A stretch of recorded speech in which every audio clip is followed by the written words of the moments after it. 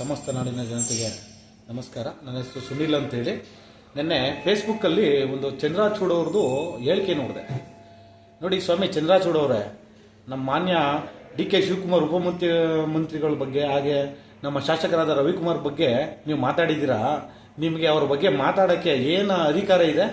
ಏನ್ರಿ ನಿಮ್ಮ social work ಏನ್ರಿ ಇದೆ? ನೀವು ಅವ್ರ ಬಗ್ಗೆ ಗೊತ್ತೇನ್ರಿ? ಫಸ್ಟು ಅವ್ರ ಬಗ್ಗೆ ತಿಳ್ಕೊಂಡು ಮಾತಾಡ್ರಿ. ನೀವು ಶಾಸಕರ ಬಗ್ಗೆ ಅಲ್ಲಿ ಉಪಮುಖ್ಯಮಂತ್ರಿಗಳಾದ್ರಿ ರೀ, ನೀವು ಎಷ್ಟು ಜನಕ್ಕೆ ಉಪಕಾರ ಮಾಡಿದ್ರಿ, ಎಷ್ಟು ಹೋರಾಟಗಳ ಭಾಗಿ ಮಾಡಿದ್ರಿ, ಅದನ್ನ ಫಸ್ಟ್ ತಿಳಿಸಿ. ನೀನೇನು ಉಪಕಾರ ಮಾಡಿದ್ಯಾ ಶಾಸಕರ ಬಗ್ಗೆ ಗೊತ್ತಾ? ಮಂಡ್ಯದೊಳಗೆ ಕೋವಿಡ್ ಟೈಮಲ್ಲಿ ಎಷ್ಟು ಲಕ್ಷಾಂತರ ಜನಕ್ಕೆ ಕಿಟ್ ಕೊಟ್ಟು ರೈತರು ಬೆಳೆದಂತ ತರಕಾರಿಗಳನ್ನ ಅವರೇ ಪರ್ಚೇಸ್ ಮಾಡಿ ಎಷ್ಟು ಜನ ಕೊಟ್ಟಿದ್ದಾರೆ ಗೊತ್ತಾ? ಡಿ.ಕೆ. ಶಿವಕುಮಾರ್ ಬಗ್ಗೆ ಗೊತ್ತಾ? ಅವ್ರ ತಮ್ಮ ಡಿ.ಕೆ. ಶಿವರಾಜ್ ಬಗ್ಗೆ ಗೊತ್ತಾ? ಪಾಪ ಅವ್ರ ಪ್ರಾಣನ ಒತ್ತೆ ಇಟ್ಬಿಟ್ಟು ಜನಗಳ ಸಾವು ಯಾರೋ ಅವ್ರ ನೆಂಟರು ಕೂಡ ಮಾಡೋಕೆ ಬರ್ತಿರಲ್ಲ, ಅವ್ರು ಬಂದು ಒಪ್ಪ ಮಾಡಿದ್ದಾರೆ. ನೀನ್ ಯಾರ್ರಿ ಅವ್ರ ಬಗ್ಗೆ ಮಾತಾಡಕ್ಕೆ ಅಧಿಕಾರ ಏನೈತ್ರಿ ನಿಮ್ಗೆ? ಚಂದ್ರಚೂಡ್, ನಿನಗೆ ಲಾಸ್ಟ್ ವಾರ್ನಿಂಗ್ ಕೊಡ್ತಾ ಇರೋದು.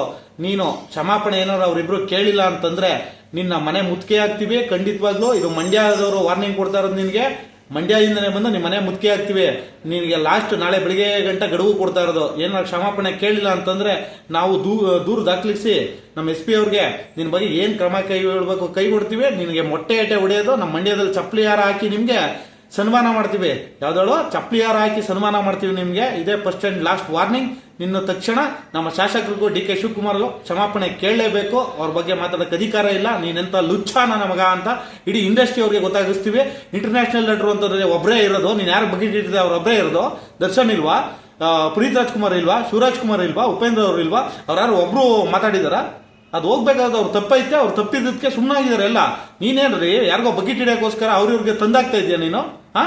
ಎಲ್ಲ ಮೋಸ್ಟ್ಲಿ ದರ್ಶನ್ಗೂ ಸುದೀಪ್ಗೂ ನೀನೇ ತಂದಾಕಿರ್ಬೇಕು. ಮೋಸ್ಟ್ಲಿ ಅವರಿಬ್ರು ಜಗಳಕ್ಕೆ ನೀನೇ ಕಾರಣ ಆಗಿರ್ಬೇಕು. ನಿಮ್ಮಂತವ್ರು ಇದರಿಂದ ಚಲನಚಿತ್ರ ಮಂಡಳಿ ಹಾಳಾಗ್ತಾ ಇರೋದು. ನಮ್ಮ ಕನ್ನಡ ಚಲನಚಿತ್ರ ಪೂರ್ತಿ ನಮ್ಮ ಭಾಷೆಯಲ್ಲಿ ಹಾಳು ಮಾಡ್ತಾ ಇರೋದು. ನೀನೆಲ್ಲೋ ಕನ್ನಡ ವಿರೋಧಿ ಇರಬೇಕು, ಹಿಂದಿ ಪರ ಇರಬೇಕು. ನೀನು ಯಾರೋ ಹಿಂದಿ ಗುಟ್ಟಿರೋನು ಇರಬೇಕು.